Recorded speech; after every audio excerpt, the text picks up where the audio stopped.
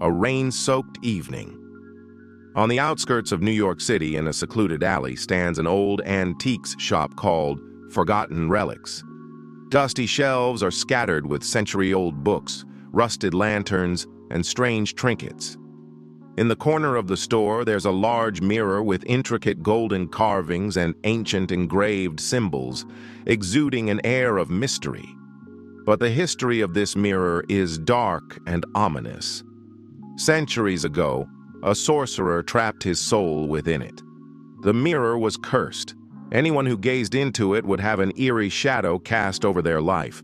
After many years, the mirror, gathering dust in the forgotten corner, comes back into the light once more.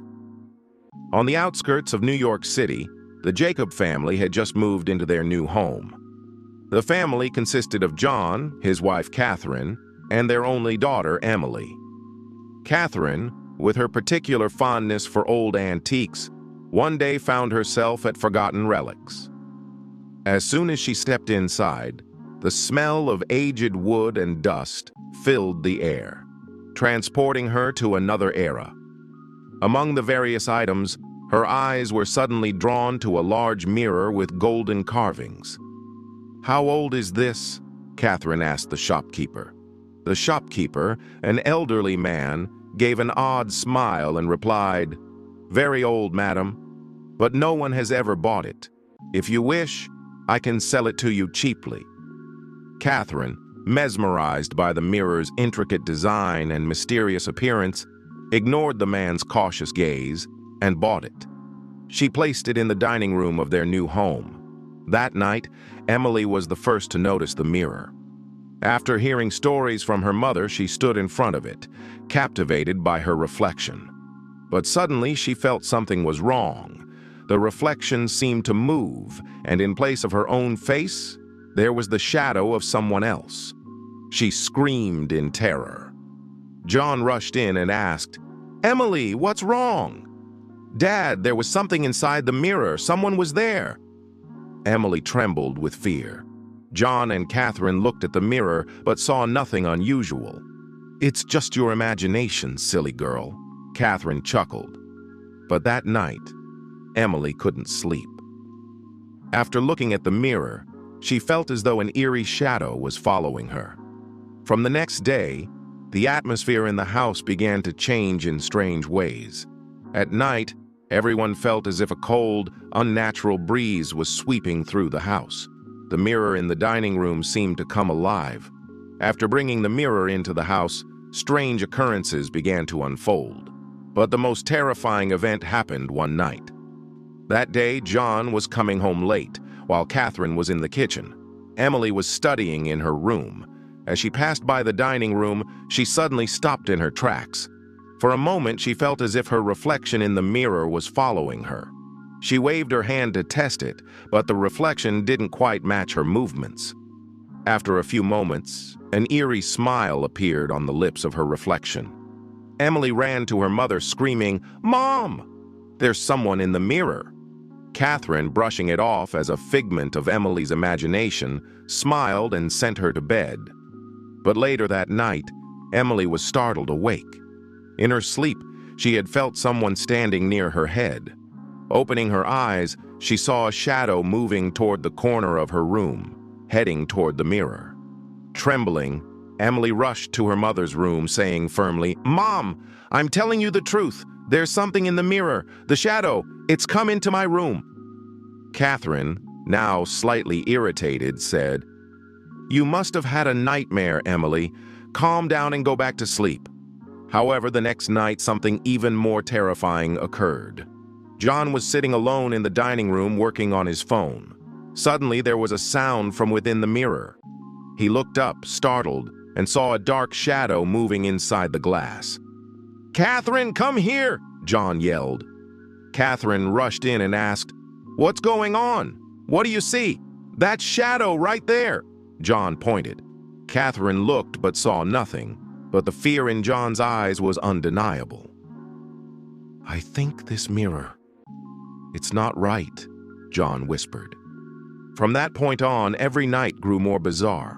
The shadow inside the mirror gradually grew larger.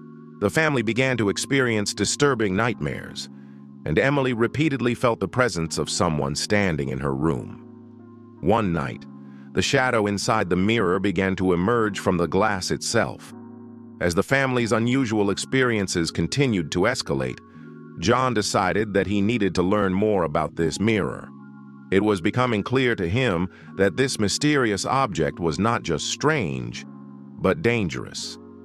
One day, on his way back from work, John stopped by the city library.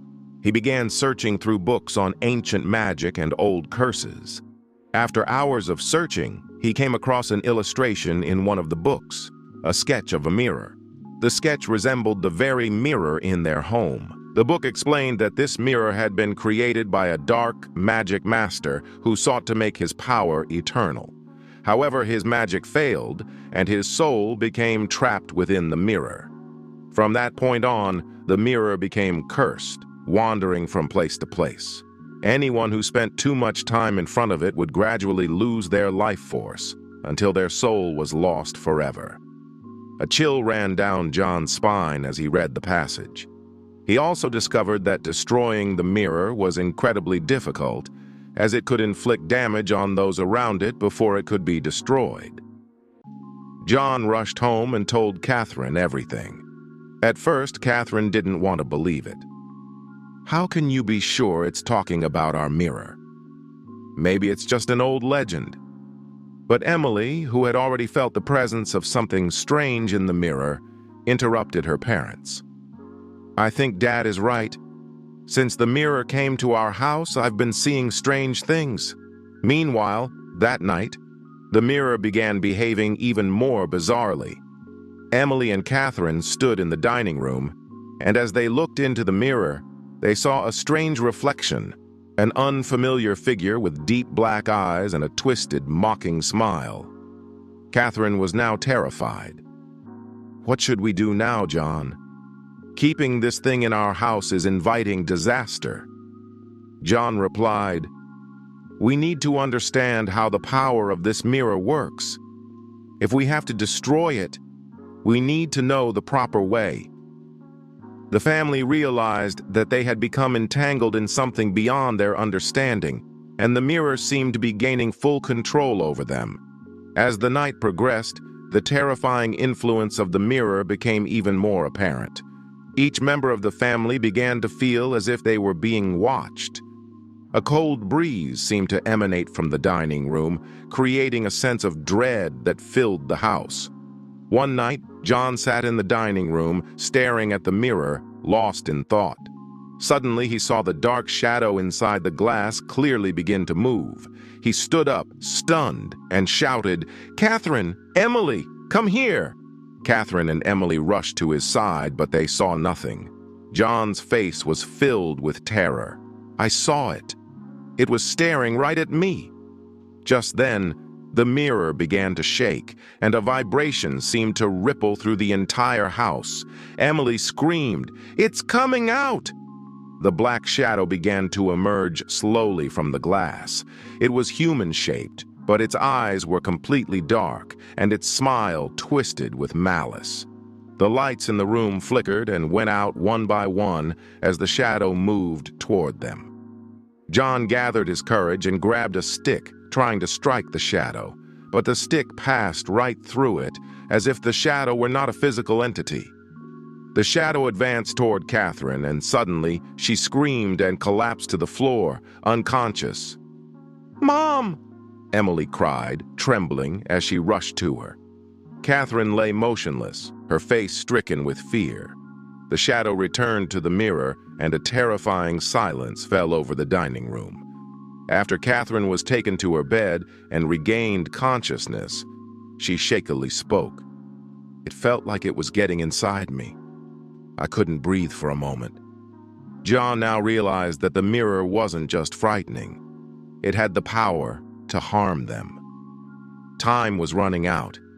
They had to figure out how to destroy it, and quickly. But they all felt the overwhelming certainty that the shadow wouldn't let them go easily. The influence of the shadow on the family grew so intense that the atmosphere in the house grew frigid and suffocating. The longer they stayed, the more it felt as though the mirror was gaining strength. One day, John decided that the only solution was to leave the house. At first, Catherine hesitated, but Emily insisted, "We won't survive here, Mom. We have to leave." That night, they packed up their belongings and left the house before dawn. As they left, Emily turned back for one last look and saw the mirror shrouded in a fog of darkness. They took refuge at a friend's house on the other side of the city. But as the night deepened, something strange happened. Emily suddenly sat up in bed, screaming, "It's here! I saw the shadow of the mirror!" John and Catherine rushed to her, only to see the reflection of the shadow in the window pane of Emily's room, slowly advancing toward them. It was clear now, the shadow wasn't bound to the mirror. It was following their family. "We left the house, and still, we can't escape it," John said, his voice full of despair. "This mirror is tied to our lives." They realized that fleeing wouldn't free them from the curse. They had no choice but to destroy the mirror once and for all. Catherine said, "We have to go back, John. Either we destroy it, or this shadow will finish us off." Emily, trembling with fear, said, "But how can we destroy it? It's like a shadow. We can't even touch it." John spoke firmly. "We'll find a way. We have to end this, no matter what." The next day, they returned to their house. It felt as though the mirror had been waiting for them. As soon as they entered, they could sense the shadow shifting inside the glass. John had devised a plan. From the old books he'd studied, he had learned that it was possible to destroy the mirror, but it would come at a great risk. The book had warned, to destroy the cursed mirror, a pure fire must be created. But beware, as the fire is lit, the shadow will attack its owners with all its might. Together they prepared to destroy the mirror. In the dining room, they set up a circle of fire, surrounding it with salt. John instructed, "We must remain calm no matter what. The shadow will try to control our minds, but if we falter, there's no hope left." As night fell, they brought the mirror to the dining room. John lit a candle and placed it in the center of the circle. The shadow began to stir inside the glass, growing larger and more powerful. It emitted a twisted, inhuman sound that echoed eerily in their ears. Catherine cried out in terror, "It's coming for us!" John shouted, "Don't be afraid! Stay within the circle!" Emily, despite her fear, gripped her mother's hand tightly. John set the fire around the mirror. The shadow screamed and tried to lunge at them, but the fire seemed to burn it away. In a final moment of desperation, the shadow lunged toward Catherine, but John rushed forward and grabbed her, shouting, "Get up! We can win!" Emily, pushing past her fear, grabbed a stick and tried to fend off the shadow. She felt it draining their strength, but she fought back. Finally, the fire reached the structure of the mirror. It trembled violently, and the shadow, screaming in fury, began to disintegrate. With a deafening crash, the glass shattered, and the dining room fell into complete silence. They realized the mirror had been destroyed. The shadow would no longer follow them. But as they stepped outside the circle, Emily suddenly collapsed on the floor. Catherine screamed, "Emily! What happened?" Emily slowly opened her eyes and whispered, "I'm fine, Mom. It's over." Exhausted and bloodied, the family understood they had broken free from the terrible curse.